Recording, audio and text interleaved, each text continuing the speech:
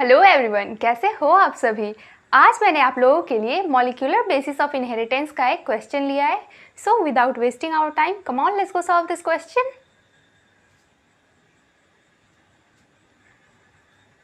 देख सकते हैं क्वेश्चन यहाँ पे मैंने ऑलरेडी लिख रखा है। क्वेश्चन नंबर 104 है। चलिए इस क्वेश्चन को सॉल्व करते हैं। क्वेश्चन ये आपसे बोल रहा है choose the set of correct statement. क्या बोल रहा है कि चूज करना है हम लोग को set of correct statement. Correct statement का हम लोग को सेट चूज करना है कि कौन सा सेट है। इन सारे ये जो आपको सारे सेट्स दिए गए हैं ACD ACE का, उनमें आपको चूज़ करना है। पहले आप टिक आउट करोगे कि कौन सा करेक्ट है एंड कौन सा इनकरेक्ट है। उसके बेसिस पे आप ये सेट चुनोगे कि कौन सा इसमें करेक्ट सेट है। तो चलिए इस क्वेश्चन को करते हैं। फर्स्ट में आपको दे रखा है, फर्स्ट स्टेटमेंट आपको बोल रहा है euchromatin is loosely packed chromatin. तो यूक्रोमैटिन एंड हेट्रोक्रोमैटिन के बारे में आपसे पूछ रहा है, हिस्टोन्स के बारे में है, DNA न्यूक्लियस। तो मैं इसके बारे में आपको यहाँ पे बता देती हूँ। पहले न्यूक्लियस के अंदर, अगर आपने बुक पढ़ा है तो आपको पता होगा, न्यूक्लियस के अंदर आपका जो क्रोमैटिन पाया जाता है। तो क्रोमैटिन जब एक्सटेंडेड फॉर्म में रहता है, तो एक्सटेंडेड फॉर्म में रहता है तो कभी कभी वो लूजली पैक्ड होता है, लूजली पैक्ड होता है, एंड कभी कभी वो डेंसली पैक्ड होता है। तो लूजली पैक्ड जो होता है उसको हम लोग, यूक्रोमैटिन है जो वो लूजली पैक्ड होता है, इसलिए हम लोग इसको यूक्रोमैटिन बोलते हैं।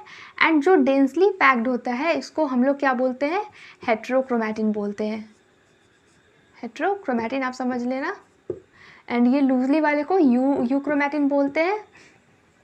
हेट्रोक्रोमैटिन जो है वो ट्रांसक्रिप्शनली इनएक्टिव होता है एंड यूक्रोमैटिन जो है वो ट्रांसक्रिप्शनली एक्टिव होता है। ये है क्या ट्रांसक्रिप्शनली एक्टिव इनएक्टिव? तो फर्दर जब मैं आपको चैप्टर पढ़ाऊंगी तो आपको पता चलेगा कि ट्रांसक्रिप्शन के लिए कौन सा क्रोमैटिन बेटर है। ये तो देखिए, ये हेट्रोक्रोमैटिन है तो ये इनएक्टिव रहता है क्योंकि ये डेंसली पैक्ड है, एंड ये यूक्रोमैटिन है तो इसको बोल रहा है कि ये ट्रांसक्रिप्शनली एक्टिव रहता है। तो ये मैंने आपको बताया है इसके बारे में। एंड हिस्टोन्स के बारे में भी हम लोग को पता करना था, तो हिस्टोन्स के बारे में मैं आपको यहाँ पे बता देती हूँ। हिस्टोन जो है वो बेसिक प्रोटीन से बना हुआ होता है। 8 मॉलिक्यूल्स जब एक साथ आते हैं, हिस्टोन्स के जब 8 मॉलिक्यूल साथ आते हैं तो वो फॉर्म करते हैं आपका एक histone octamer. Histone octamer form करते हैं, देखा होगा आपने। एंड हिस्टोन ऑक्टेमर के ऊपर आपका जो DNA है वो रैप रहता है इस तरीके से। देखिए,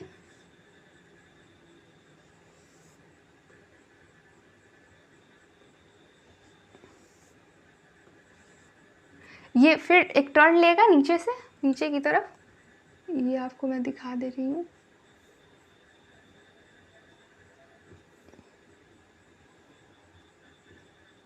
बुक में ये फिगर क्लियरली बना हुआ है। ये पीछे के साइड है, ये आपको दिख नहीं रहा है। ये ऐसे आया, फिर एक राउंड घुमा, एंड देन ये अगेन फिर ऐसे आ गया। तो ये जब नेगेटिवली चार्ज्ड DNA जो है वो पॉजिटिवली चार्ज्ड बेसिक प्रोटीन वाला ये जो आपका यह हिस्टोन ऑक्टेमर है, इससे रैप्ड रहता है। तो इसको हम लोग क्या बोलते हैं, न्यूक्लियोसोम बोलते हैं। ओके, तो चलिए देखते हैं क्या बोल रहा है। ये मैंने आपको इन्फॉर्मेशन के लिए बताया है एंड इसके बेस पे हम लोग क्वेश्चन सॉल्व करते हैं। तो फर्स्ट में दे रखा है euchromatin is loosely packed chromatin. Yes, euchromatin ये देखिए मैंने दिखा रखा है कि ये लूजली पैक्ड होता है क्योंकि ये ट्रांसक्रिप्शनली एक्टिव होता है। तो यूक्रोमैटिन इज लूजली पैक्ड, हाँ तो ये टोटली सही है आपका, एब्सोल्युटली करेक्ट है। इस पर आप करेक्ट लगाना। बी में देख लेते हैं क्या बोल रहा है। Heterochromatin is transcriptionally active. ये देखिए मैंने आपको बताया था ना, हेट्रोक्रोमैटिन ट्रांसक्रिप्शनली एक्टिव नहीं होता है। ट्रांसक्रिप्शनली इनएक्टिव होता है हेटेरोक्रोमैटिन, क्योंकि ये डेंसली पैक्ड होता है, इसलिए ये वाला स्टेटमेंट आपको एक्टिव दे रखा है, तो आप बहुत ध्यान से लगाना है क्योंकि ये इनएक्टिव होता है, तो ये वाला स्टेटमेंट रॉन्ग हो जाएगा। थर्ड में देखते हैं क्या बोल रहा है। थर्ड में आपको बोल रहा है histone octamer is wrapped by negatively charge DNA in nucleosome. Yes, ये आपका एब्सोल्युटली करेक्ट है। मैंने अभी आपको बताया कि जब हिस्टोन मॉलिक्यूल्स पे, जो हिस्टोन मॉलिक्यूल है वो बेसिक प्रोटीन से बना होता है, एंड 8 हिस्टोन मॉलिक्यूल्स जब ऑर्गेनाइज होते हैं तो उसको हम लोग हिस्टोन ऑक्टेमर बोलते हैं। एंड हिस्टोन ऑक्टेमर के ऊपर जब negatively charged DNA, negatively charge जो डीएनए है वो एक फोल्ड ऐसे आएगा, फिर सेकंड फोल्ड ऐसे आएगा, ठीक है, 2 फोल्ड आता है, तो उसको हम लोग क्या बोलते हैं, उस स्ट्रक्चर को हम लोग क्या बोलते हैं, न्यूक्लियोसोम बोलते हैं। ये आपको बीट्स ऑन स्ट्रिंग दिख रहा है, ये न्यूक्लियोसोम का ही बीट्स ऑन स्ट्रिंग है, यही वाला है स्मॉल वर्जन इसका। तो देख सकते हैं आप, histone octamer is wrapped by negatively charge DNA nucleosome, तो ये टोटली करेक्ट है। अभी जिस मैंने जो बताया उसके बेस पे ये टोटली करेक्ट है, ऐसा होता है।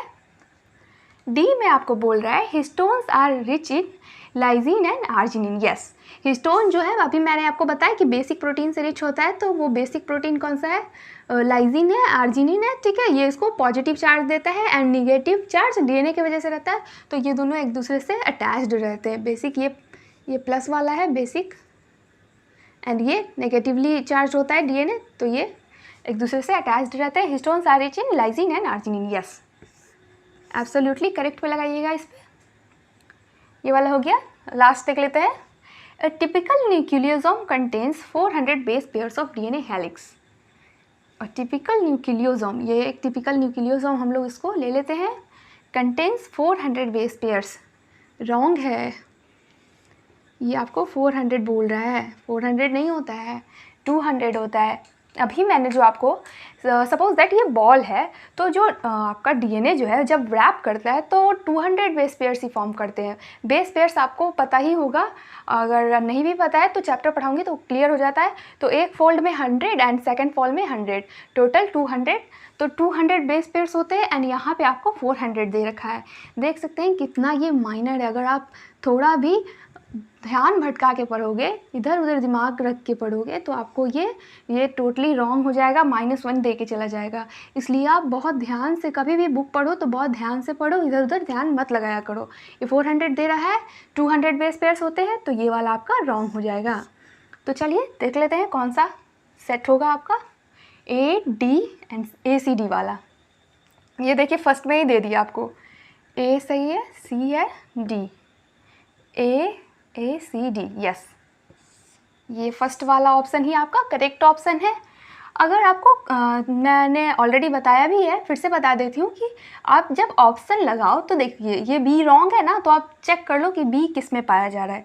तो बी इसमें आ रहा है तो इसको टोटली रॉन्ग मार्क कर दो, ये भी इसमें बी आ रहा है टोटली रॉन्ग। इससे क्या होगा कि आप अगर क्वेश्चन को सॉल्व करते हैं तो आपका जो है चांसेस जितने भी हैं रॉन्ग होने के, माइनस में जाने के, वो सारे ख़त्म हो जाते हैं, क्योंकि आप इसके लिए कंफर्म हो कि ये आपका रॉन्ग ही है। तो आप रॉन्ग वाला जैसे ही देखो वो सीधे कट कर दो, क्योंकि अगर छोड़ोगे तो बाद में वो आपको कन्फ्यूजिंग हो जाएगा कि कौन सा ऑप्शन गलत था, कौन सा ऑप्शन सही था। तो इसमें देख लीजिए ACE दे रखा है, ACE वाला तो रॉन्ग है, तो इसको डायरेक्टली कट कर दो।